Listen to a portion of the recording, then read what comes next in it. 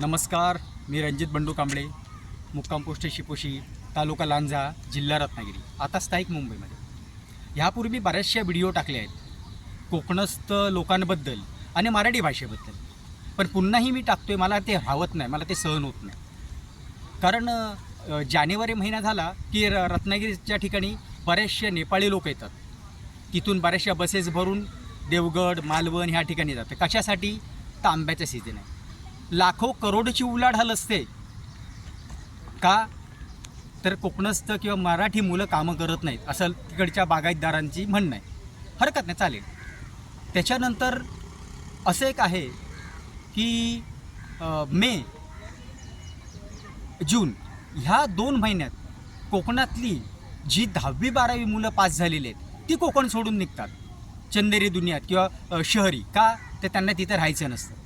आमच्या वेळेला आमच्या शाळेमध्ये ही गोष्ट 1907 मला वाटतं 1991-92ची गोष्ट आहे. त्यावेळेला इयत्ता एका इयत्तेमध्ये ब क 50-50 विद्यार्थी होते. आता शाळेत फक्त एका इयत्तेमध्ये 7 ते 8 विद्यार्थी आहेत, आणि ते पण असे जेणेकरून 10वी-12वी पास झाले की निघायचं मुंबईला, पुण्याला, नाशिकला, कुठे ते. आता जस्ट 1 मे 2025 दादरसारख्या ठिकाणची मराठमोळी शाळा बंद करावी लागली कारण विद्यार्थी नाहीत. खूप कठीण परिस्थिती होत चाललेली आहे आता मला वाटतं मराठी भाषेवर आणि कोकणी लोकांवर. कारण मला तर वाटतं कोकण हा जो पनवेलपासून एकदम मालवणपर्यंत कुणी त्याला वाली राहिलेला नाही आहे. मला म्हणायचं आहे की तुमचा हा जो रोड झाला आता 700 किलोमीटरचा, त्या रोडला बनवायला कमीत कमी 3 वर्षात झाला मला वाटतं. आणि आमच्या कोकणात पनवेलपासून गोव्यापर्यंत 14 वर्ष झाली तरी अजून रोड होत नाही. खूप बेकार वाटते त्या गोष्टीकडे. आता ज्या 12वीला एक रिझल्ट झाला, आमची एक नात्यातलीच मुलगी होती, तिला 86% मार्क मिळाले. 86% मार्क मिळून ती मुलगी तिथे शिकायला पाहिजे होती, पण ती काय केलं, तिने आत्तेसोबत मुंबईला आली. आता ती मुंबईला येऊन काय करणार? कुठे ते छोट्या मोठ्या नोकरी करणार, आईवडिलांना पैसे पाठवणार, काय सगळं संपलं. कोकण हळूहळू मराठी माणसांपासून वंचित होत राहिलं आहे.